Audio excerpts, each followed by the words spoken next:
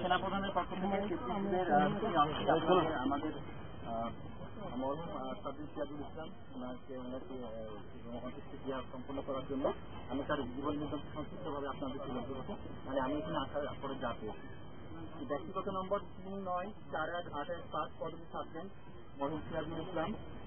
1951 সালে ব্রাহ্মণবাড়িয়া জেলা সম্মানিত মুসলিম পরিবারে জন্মগ্রহণ করেন।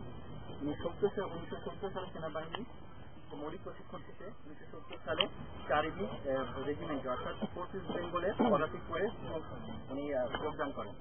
চাকরি জীবনে তিনি চারিদিক বেঙ্গলে কর্মরত ছিলেন এবং 1971 সালে আমাদের মহান স্বাধীনতা যুদ্ধে অংশগ্রহণ করেন। 1971 সালে 1 নম্বর সেক্টরে স্বাধীনতা যুদ্ধে সক্রিয়ভাবে অংশগ্রহণ করেন। 1988 সালে সেনাবাহিনী থেকে তিনি অবসর গ্রহণ করেন। সামরিক বাহিনীতে চাকরি ছাড়াও তিনি অন্যান্য আরও গুরুত্বপূর্ণ দায়িত্ব পালন করেন।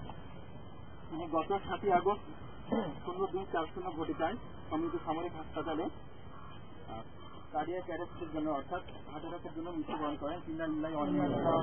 মৃত্যুকালে তার বয়স হয়েছিল 65 বছর। মৃত্যুকালে তিনি স্ত্রী, 4 কন্যা, 2 পুত্র এবং অসংখ্য গুণগ্রাহী রেখে যান।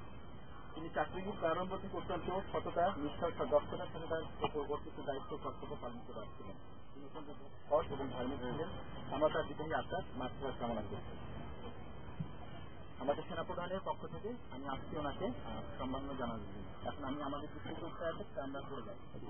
আপনার যা মানে এখানে কালেক্ট করবেন, পরবর্তীতে আমরা ফাইনালি যে খবরে জামানো যাওয়ার এই কাজটুকু করে তারপর আমরা আপনাদের কাছ থেকে বিদায় নিয়ে চলে যাবো।